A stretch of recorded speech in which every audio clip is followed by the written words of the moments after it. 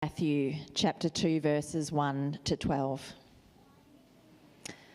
After Jesus was born in Bethlehem in Judea during the time of King Herod, Magi from the east came to Jerusalem and asked, "Where is the one who has been born King of the Jews? We saw his star when it rose and have come to worship him." When King Herod heard this, he was disturbed, and all Jerusalem with him. When he'd called together all the people's chief priests and teachers of the law, he asked them where the Messiah was to be born. "In Bethlehem in Judea," they replied, "for this is what the prophet has written. But you, Bethlehem, in the land of Judah, are by no means least among the rulers of Judah. For out of you will come a ruler who will shepherd my people Israel." Then Herod called the Magi secretly and found out from them the exact time the star had appeared. He sent them to Bethlehem and said, "Go and search carefully for the child. As soon as you find him, report to me, so that I too may go and worship him." After they'd heard the king, they went on their way, and the star they had seen when it rose went ahead of them until it stopped over the place where the child was. When they saw the star, they were overjoyed. On coming to the house, they saw the child with his mother Mary, and they bowed down and worshipped him. Then they opened their treasures and presented him with gifts of gold, frankincense, and myrrh. And having been warned in a dream not to go back to Herod, they returned to their country by another route. Well, good evening. It's so great to see a crowd of people here today. Great welcome to Ormond. I'm Luke. I'm the assistant minister. And I was in another crowd recently. It was a lot bigger than this one. There were 6,000 people. 6,000 people, and every single person wanted to be there. They'd spent money to be there. There was excitement. There was joy, almost as much joy as Ursula in the skit. There was anticipation. Jane and I were in a mass of people looking up, and we were looking up at one man. Everyone's eyes were fixed on him. We were in the presence of someone great, worthy of honour, worthy of our attention. He had our total allegiance. He had our loyal devotion. And you know what? With his voice alone, or sometimes without even speaking, with his fingers, he commanded us to do stuff, to sing or to jump or to be silent.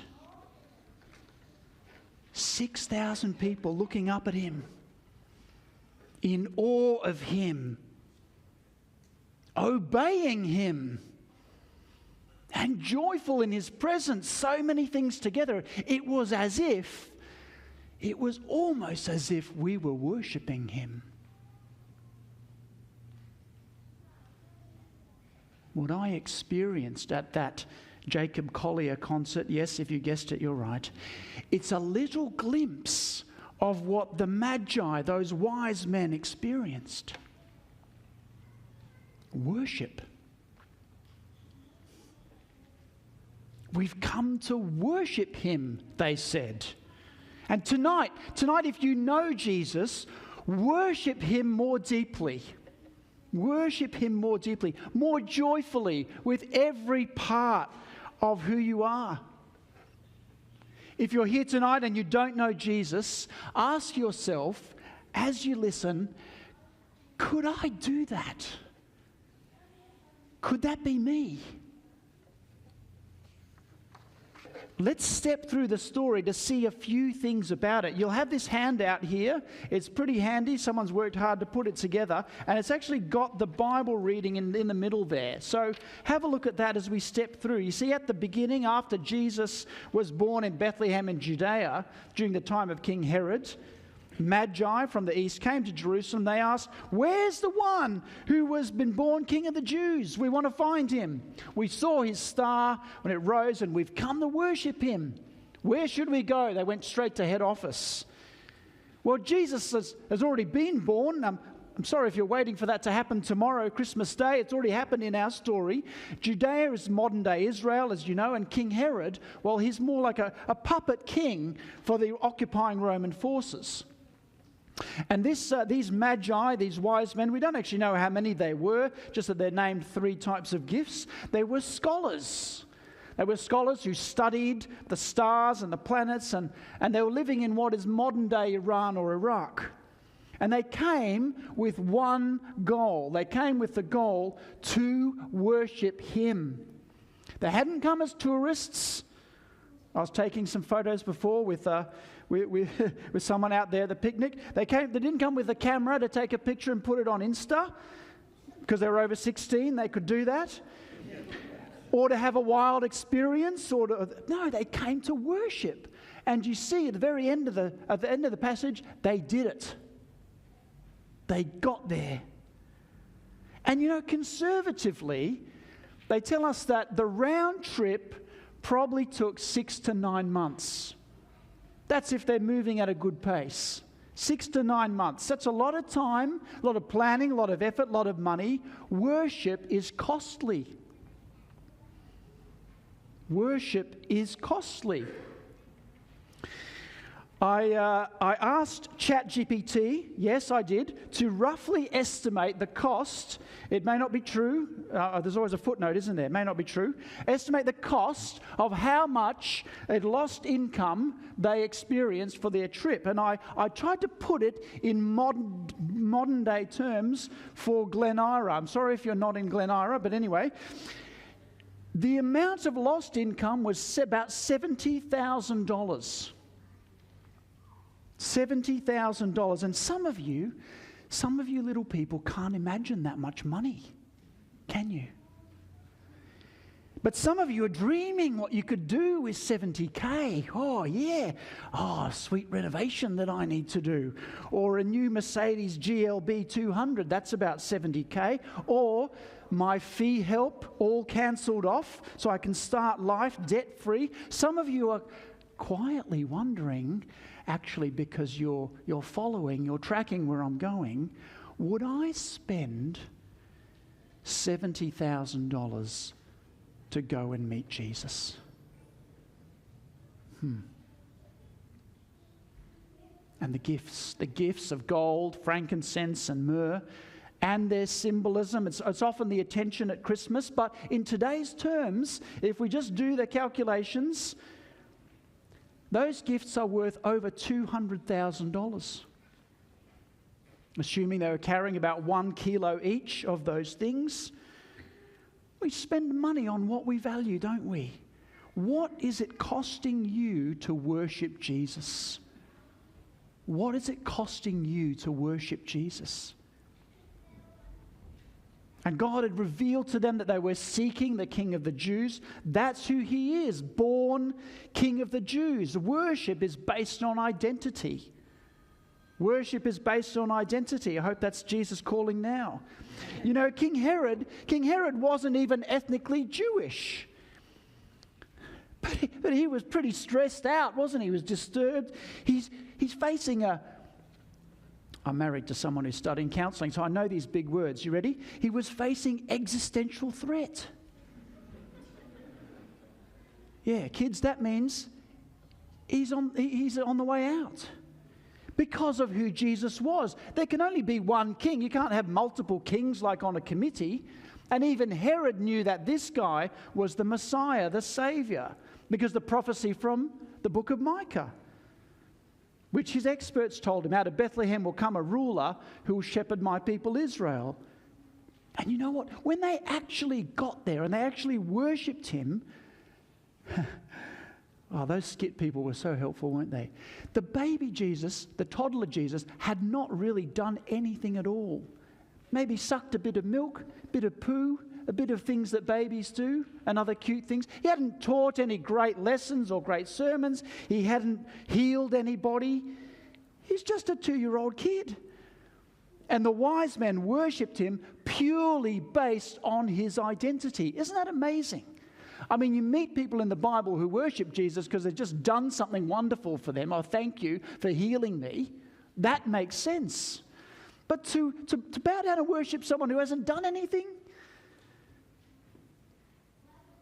Do you know that the English word worship, you probably know this because you're all very smart, comes from worthship, putting those two words together, because it's recognizing the worth or the intrinsic value of somebody else. Worship is not about my experience, it's actually based on Jesus' identity. We know that Herod tried some tricks. He tried to get them to locate Jesus, send me the pin, the coordinates where I can find him. He tried to kill him. We know that from a bit later on, but he failed. And after they'd heard the king, they went on their way. The star that they'd seen, when it rose, went ahead of them until it stopped over the place where the child was. I'm not going into issues like was it a comet or how did it actually happen in the planet systems. We'll talk more about that in the question time later if you want to. Worship is active. Worship is active. Just see the story. Just see how much action's going on. Initiative, action, movement. They planned, they packed the camels. They came to Jerusalem. They asked about the new king. They went on their way. On coming to the house, there's always movement. There's a lot of action to get to Jesus, to worship him. They did stuff to make it happen. What ideas or plans do you have for your life or your study or your family or your work that spring from following Jesus? It's a bit of a mouthful. I'll just say it again. What plans do you have for your life, your family, your study, your work that spring from following Jesus, that find their genesis, their beginning in following him? Or to put it a little bit more sharply, does following Jesus shape my life? Or does following Jesus sort of squeeze in to my life somehow if there's a bit of space?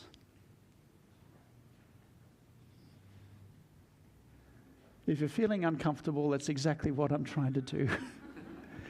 Does following Jesus shape my life? Or does following Jesus squeeze in somehow, if there's a bit of space, into my life? It's a question I ask myself too. Our worship is emotional. I'm not saying that we should always have tears or uncontrolled laughter. But what I am saying is that if worshiping Jesus is true, it will have emotional traction. Look at the Magi, look at the wise men. When they saw the star, they were pumped. They were overjoyed. We just sang this, a thrill of hope. The weary world rejoices. Literally, when they saw him, they rejoiced with great joy exceedingly. That's a bit clunky, but you get the point. Why were they like this? Why were they like this? They'd spent so much money to get there. And seeing Jesus, to worship him, was the one thing they wanted. And now they had reached their destination. And joy happens when we perceive something as amazing. It happens when we perceive something as awesome. You know, someone came to church not long ago. They'd never been to church before. And they asked me afterwards, they said, is it okay to smile in church? What a great question. Is it okay to smile in church? They saw so many people smiling. Because, he said to me, because back home where I'm from, in the temples that we go to, people don't smile. It's all very serious. I said to him, yeah, mate, you can smile. People smile here all the time because they're so joyful, they're so thankful that Jesus has saved them. And I want to ask you, as I ask myself, how much emotion does worshipping Jesus have for us? Not that we have to conjure it up, but it's a sign of real traction. How much emotion does worshipping Jesus have for us? Worship is emotional. And worship is self-lowering. Worship is self-lowering. I thought maybe submissive. That's got a few other connotations. Self-deprecating, that's too big for me, although I am married to someone training for counselling. But it's more like you hate yourself. Self-lowering is probably the best word I could come up with. See, on coming to the house, when the wise men came to the house, they saw the child with his mother Mary. And what did they do first? Again, thank you to our skit people. The gifts are waiting. The gifts are waiting. They bowed down and worshipped. They bowed down. They actually got down on the ground physically near this toddler to look up at him. They had to get pretty low, I guess, to get up to see him from a downward position. To worship him. They didn't do this because they hated themselves or they thought they were worthless. No, they did it because they recognized someone who was greater. And you know, where we are says a lot. And our body language speaks volumes because we're embodied beings. And sometimes when we do things physically, it helps us spiritually. Christians have a long tradition of kneeling. We don't do it very much these days, and I reckon we've lost something there. In a minute, I'm going to invite all of us, including me. It's completely optional, and there's no pressure, but I'm giving you a heads up. I'm going to invite you to kneel down where you are in a moment. Actually, if you're seated in one of the wooden pews over to my left and at the back, you'll see down underneath you there's a little thing you can fold out. Why don't you see if you can fold that out now? It's called a kneeling cushion. See if you can find that. You'll all need to work together because it's all... You front people don't have one. Worship is focused on Jesus. Worship is focused on Jesus. See, from the time they arrive in Jerusalem, they're asking, where's the one so we can worship him? To the holy moment of meeting Jesus, they bowed down and they worshipped him. It's all about Jesus. Worship isn't some state that we can be in. Let's enter a time of worship. Did you enjoy the worship? Imagine someone telling you, oh, they're in love. They're in love. I think there's some people in our church who are in love. They got engaged. But imagine that. Imagine someone says you're in love. And then you say, well, oh, in love with whom? Well, who is it? And they say to you, oh, no, nobody in particular. I'm just generally in love. And you think, what planet are you on? It can't be generally in love. It's directional. Our worship is directional. Worship is to Jesus. Remember my concert that I went to? Every eye was fixed on that fella, that central figure. And Jesus is the center of attention here. Jesus is the focus.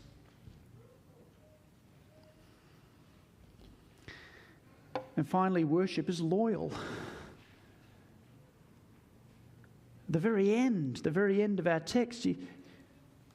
But we see that all the time, don't we, in the sporting teams. And another thing I can help me with. I want, this will take some courage, but I want a show of hands for those in the room who are not Richmond supporters. Put up your hand if you're not a Richmond, nice and high so I can see. It looks like a majority, doesn't it? Okay, thank you. Not Richmond supporters. Well, I knew this would get hard. I am an emerging Richmond supporter.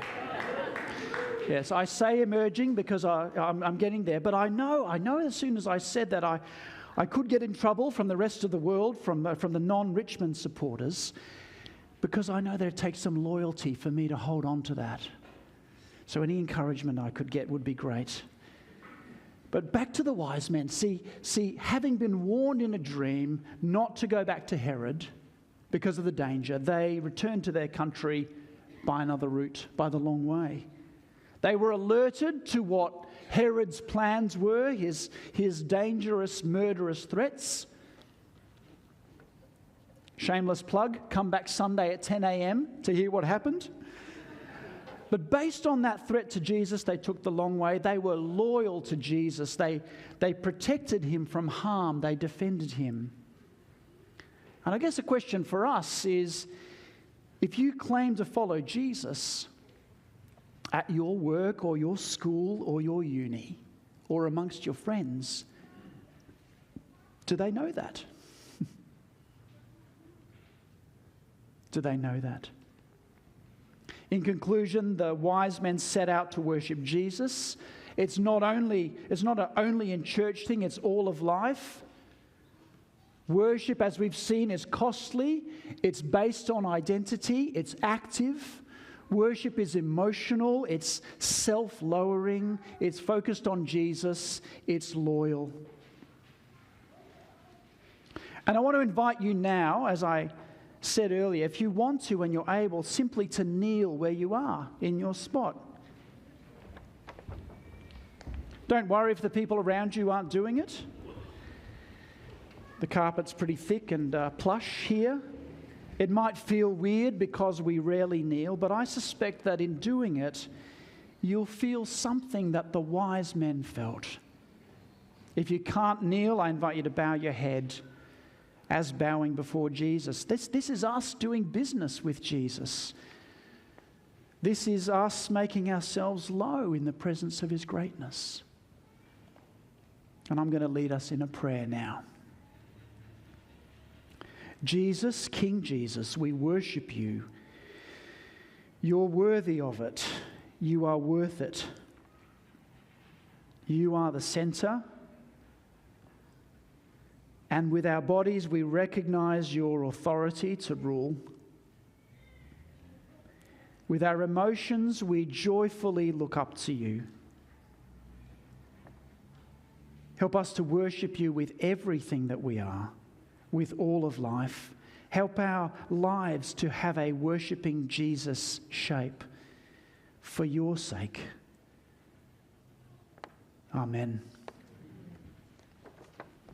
Please be seated again.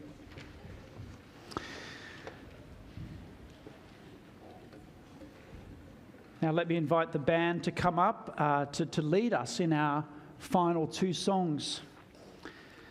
The first song that we're going to sing here is "O Come All Ye Faithful." It's got an interesting little line in it. Come, O come, let us adore him. And with our voices and our spirits, we're going to sing, "O come, let us adore him." But it's not the, oh, aren't they adorable? That cute little baby that's just been born. No, it's adore. Think about Jesus. He was born into our vulnerable mess.